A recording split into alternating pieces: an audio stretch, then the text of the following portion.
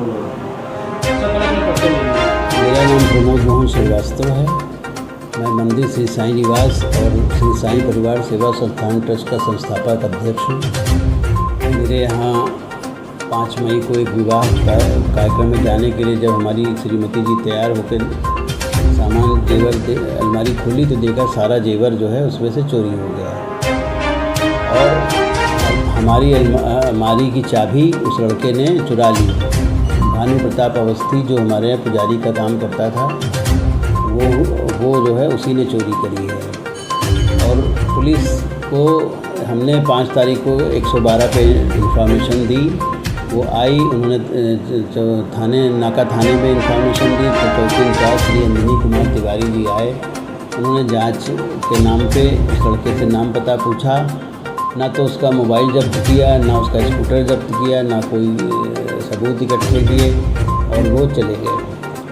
उसके बाद जो है वो दूसरे दिन फिर हमने उनको बुलाया, फिर वो आए, फिर उन्होंने बात उस भानु प्रताप अवस्थी से करी, चले गए। और 10 तारीख को भानु प्रताप अवस्थी 9 तारीख को अपनी स्कूटर खड़ी कराया और 10 तारीख को वो भाग गया हमारे यहाँ से रात के 9 बजे।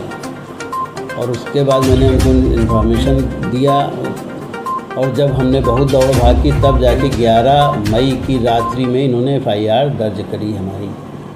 और हमारा करीब 35 से 40 लाख के बीच का जेवर गया हुआ है। इसकी आज की डेट में अनुमानित कीमत यही है। भानु प्रताप अवस्थी पे इन्होंने कोई कार्रवाई नहीं करी। आज दिनांक 29 मई 2025 हो गया है। कल 28 मई को नाका थाने से अंजनी कुमार तिवारी चौकी इंचार्ज मोती नगर और एक SI ओम प्रकाश तिवारी जी आए। चाबी जो हम दे आए थे जो बरामद हुई थी उससे अलमारियाँ हमारी चेक करी और ये कहा कि हाँ चोरी तो हुई है लेकिन कोई सबूत नहीं है लड़के के ख़िलाफ़, कोई बरामदगी नहीं है तो हम उसको कुछ कर नहीं सकते हैं। अभी आपने जैसे बताया था कि जो है सूत्रों के हवाले वो बातचीत सामने आई है कि उसकी जो चाबी निकली जहाँ से आपका सामान रखा, चाबी हमारे स्टोर रूम में अलमारी के ऊपर उसने छुपा के रखी थी।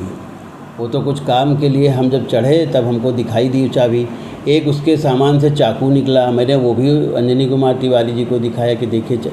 उन्होंने कोई चीज़ लेने की कोई सबूत इकट्ठा ही नहीं किया। उसके बैग से उसको 2000 रुपये सैलरी मिलती थी, उसके बैग से ढेरों नए नए कपड़े निकले हैं और वो भी सब रखे हुए। उन्होंने कुछ भी नहीं लिया, एक सबूत नहीं लिया और कह रहे हैं कि मेरे पास कोई सबूत नहीं है। क्या लगता है पुलिस ढील ढवाली क्यों कर रही है?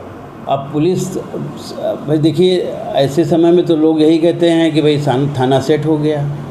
भाई इसी भाषा में लोग बोलते हैं थाना सेट हो गया। जो व्यवहार वो हमारे साथ कर रहे हैं और उस लड़के को इतना पोलाइटली पेश आ रहे हैं उसके साथ, ये नहीं कि उसको ले करके उससे पूछताछ करें, सख्ती से पूछताछ करें, लेकिन कोई कुछ भी नहीं कर रहे। हमें तो जहाँ तक हमको ज्ञात हुआ है कि उस लड़के के साथ और लोग भी हैं।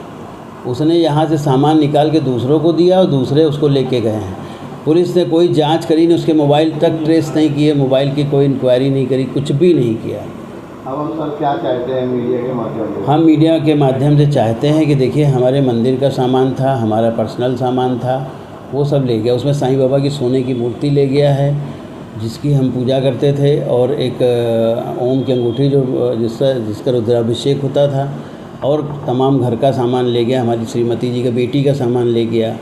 तो कम से कम कुछ नहीं है तो उन लोगों को से पूछे तो कम से कम सामान कुछ तो मिले। हमारी ज़िंदगी भर की जमा पूंजी जो है वो चली गई। कितने सालों से आपको वहाँ काम कर रहा था वो 3 साल से 3 साल उसका ये बाराबंकी रामनगर से आया था और इसने जो है इसके जिसने रखवाया था उसके पिताजी का नंबर दिया। मैंने इनके पिताजी से बात की, उनके पिताजी भी आए और उसके परिवार वाले भी हमारे यहाँ आए तो हमको लड़का ठीक लगा।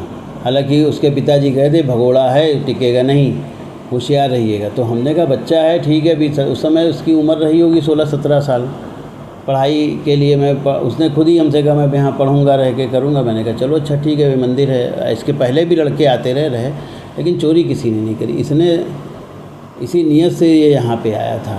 क्या चाहते हैं सरकार से, क्या उम्मीद? अब हम चाहते हैं कि भाई हमारा जो सामान चोरी हुआ वो हमको मिले और इसको जो है सख्त से सख्त इसको सज़ा दिलाई जाए। ठीक है, थैंक यू।